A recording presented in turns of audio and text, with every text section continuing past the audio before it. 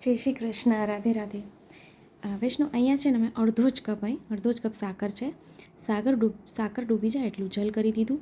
જો અહીંયા છે ને મેં નોનસ્ટિક પેન લીધું છે અને સિલિકોનના સ્પેચ્યુલા એટલે તાવીથો લીધો છે. તો આજે જે આપણે સામગ્રી કરી રહ્યા છે ને એ 3 સામગ્રી એકમાંથી જ સિદ્ધ થઈ જાય એવી છે. તો ચાસણી છે ને એકદમ અહીંયા કરી દેવાની છે. પછી અહીંયા જો મેં લીંબુના ટીપા 5 થી 6 લીંબુનો રસ છે એના ટીપા પધરાવી દીધા. હવે લીંબુનો રસ પધરાવીએ પછી આવી રીતે આમાં ફીણ આવશે, એકદમથી ફીણ આવશે. તેને શું કરવાનું, ગેસથી જરાક વાર ઉપર લઈ લેવાનું આવી રીતે. હા, એક ધ્યાન રાખવાનું, ગેસની આંચ ધીમી જ આપણે રાખવાની છે, હાઈ ફ્લેમ પર આને નથી કરવાની. ચાસણી એકદમ થઈ જવી જોઈએ, 3 થી 4 તારની ચાસણી. અને લીંબુ એટલે પધરાવ્યા છે જેથી આમાં કણી ન પડે. હવે ગેસની આંચ ધીમી રાખીને એનો રંગ બદલાય, ચાસણી હજી ઘટ થાય ત્યાં સુધી આપણે એને ચલાવતા રહેવાનું છે. તો જો વૈષ્ણુ, આજે છે ને આપણે તલની રેવડી કરી રહ્યા છે. તો સઠેલી અને ગઠેલી આ સામગ્રી પણ આવી રીતે જ થાય છે. ફક્ત સઠેલીમાં તલ ના હોય અને ગઠેલીમાં તલ હોય છે, એટલો જ ફરક છે. અને આ આપણે જે રેવડી કરી રહ્યા છે એમાં તલ હોય છે. તો એને છે ને શું કરીએ આપણે, આવી રીતે જો એનો હલકો હલકો રંગ બદલાય છે, અહીંયા જોઈ શકો છો, કારણ કે આ ગેસને આજ આપણે ધીમી રાખી છે. હવે એને ગેસથી નીચે ઉતારીને એક થાળી લઈ લેવાની, થાળી સહેજ મોટી લેવાની, એમાં નીચે ઘી લગાડવું ફરજિયાત છે, કમ્પલસરી છે. અને આ ચાસણી એમાં આપણે પધરાવી દેવાની છે, એટલે રેડી દેવાની છે. અને એને તાવીથાથી જ એને આવી રીતે ભેગું કરતું જવાનું છે. આવી રીતે કરતા જશું અને ઘી લગાડી દેવાની, નહીં તો ચોંટી જશે ચાસણી નીકળશે નહીં. બસ તાવીથેથી જો અહીંયા છે ને મેં સ્ટીલનો તાવીથો નથી લીધો, કારણ કે એમાં છે ને ચોંટી જાય છે, એટલે મેં સિલિકોન લીધું હતું. તો આવી રીતે બધી બાજુ થઈને આવી રીતે જ ભેગું કરતું જવાનું છે. ચાસણી આમાં એમાં ઠંડી થશે. તો જો આ સ્ટેજ આવી, આ ટેક્સચર આવી જાય ને ચાસણીનું, આપણે હલાવતા જશું તો આવી રીતે થઈ જશે. પછી એને હાથમાં લઈ લેવાની છે. હજી ગરમ ચાસણી એમ છે ને તરત ઠંડી નહીં થશે, આ ગરમ જ હશે. પણ એને આપણે ભેગી કરીને પછી ધીરે ધીરે આપણે આવી રીતે હાથમાં લેવી પડશે એને, નહીં તો એ રેવડી જેવું નહીં થાય, એ ખેંચાશે નહીં, કારણ કે આપણે એને ખેંચવાની છે. તો હાથમાં લઈને, હાથ છે ને ઘીવાળો કરવાનો, નહીં તરત ચોંટી જશે અને ગરમ છે. હવે એને આપણે આવી રીતે ખેંચવાની છે. હવે આપણે કહું, હવે ખેંચવા માટે હાથમાં ગરમ લાગે તો આવી રીતે કોઈ બી ખૂંટી હોય, મારે તો એવી સગવડ નથી, તો મારે જો વાસણનો સ્ટેન્ડ હતો ને તો એમાં આવી રીતે જે હોય છે હૂક, એમાં જ મેં આવી રીતે ટીંગાડી દીધું અને પછી એમ જ મેં ખેંચી લીધું. તો ખેંચતા એનો રંગ આખો સફેદ થઈ જશે, આખો રંગ એનો બદલાઈ જશે.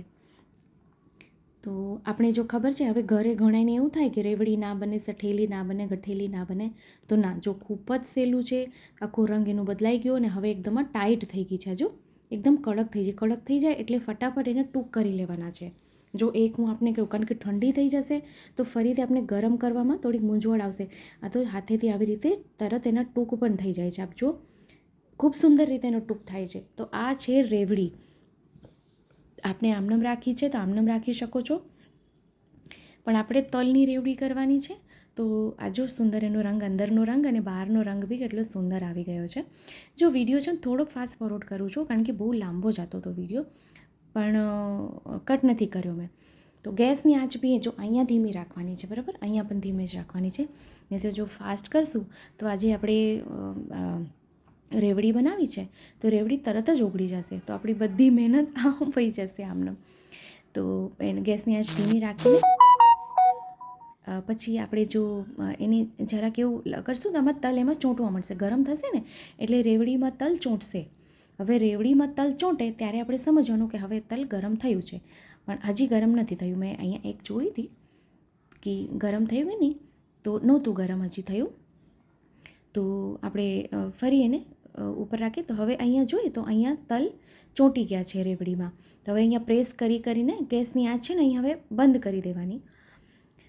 અને હવે હાથમાં લઈને આપણે છે ને એને પહેલાં જોઈ લેવાની કે થઈ ગયું કે નહીં. આમ તો આપણે એને કાઢી લઈએ તો બી ચાલે, પણ ગેસ ઉપર જ જો રાખીએ બંધ કર્યા પછી બી, તો એમાં કેવું થશે કે ગરમ ને ગરમ રહેશે ને તો હાથેથી સરખું દબાઈ જશે. તો જો અહીંયા જો હાથેથી પ્રેસ થઈ રહી છે, આપ અહીં જોઈ શકો છો, થઈ ગઈ સરખી રીતે પ્રેસ. તો આ થઈ ગઈ તલની રેવડી. તો છે ને એકદમ સરળ તરીકો. તો આપને વિડીયો કેવો લાગ્યો છે કમેન્ટ કરીને ચોક્કસથી જણાવશો, અને હા, આપણા ગ્રુપમાં શેર ચોક્કસથી કરશો, જેથી વધુથી વધુ લોકો સુધી વિડીયો પહોંચે અને એને પણ વિડીયો ઉપયોગી થાય. તો જો હજુ વધુ ગરમ છે એટલે થાળીમાં ચોંટે છે, પણ એને ફટાફટ આપણે કરવું બી પડશે, નહીં તો આ તરત જ પાછું કડક થઈ જશે. તો આવી રીતે આપણે બધી તલની રેવડી સીધ કરી લેવાની છે. જો સઠેલી અને ગઠેલી પણ આવી રીતે જ થાય છે, પણ એનો વિડીયો હું ફરીથી આપ સાથે એકવાર શેર કરીશ, જેથી આપને હું પ્રોપર સમજાવી શકું. તો ચેનલ પર નવા આવ્યા હોય તો ચેનલને સબસ્ક્રાઈબ કરશો, બેલ આઇકોન હિટ કરશો, જેથી જ્યારે બી કોઈ સામગ્રીનો વિડીયો મૂકું તો આપ સુધી નોટિફિકેશન આવી જાય. તો અહીંયા જો બધી તલની રેવડી ખૂબ સુંદર રીતે અહીંયા સીધ થઈ ગઈ છે. તો આ જો હું દેખાડી દઉં, આવી રીતે જ મારે જો આ વાસણનું સ્ટેન્ડ છે ને એમાં આવી રીતે હતું, તો હૂક છે આમાં, તો હૂકમાં જ મેં લગાડીને ખેંચી લીધું હતું. તો કમેન્ટ કરીને ચોક્કસથી જણાવશો કે આ વિડીયો આપને કેવો લાગ્યો છે, અને કાંઈ ન સમજાણું હોય તો આપ મને ફરીથી કમેન્ટ કરશો, ચોક્કસથી આપને રિપ્લાય કરીશ. તો આવી રીતે ગોળનું બી થાય છે. તો હું અહીંયા આપને દેખાડું, એક આપને ટૂંક કરીને દેખાડું તો આપને પ્રોપર સમજાય કે થઈ કે નહીં. તો જો અહીંયા કેટલી સુંદર અહીંયા રેવડી થઈ, એનું ટેક્સચર જો એકદમ સુંદર આવી ગયું છે. તો આ બી આ સામગ્રી ચોક્કસથી સિદ્ધ કરજો, અને કમેન્ટ કરીને ચોક્કસથી જણાવશો કે વિડીયો આપને કેવો લાગ્યો છે. અને હા, આપણા ગ્રુપમાં શેર ચોક્કસથી કરશો, જેથી વધુથી વધુ લોકો સુધી વિડીયો પહોંચે અને એને પણ વિડીયો ઉપયોગી થાય. અને હા, તલ છે ને, તલ શેકેલા લેવાના, એમનેમ નહીં લેવાના. ફરીથી મળશું નવા વિડીયો સાથે. ત્યાં સુધી આપ સૌને મારા જય શ્રી કૃષ્ણ.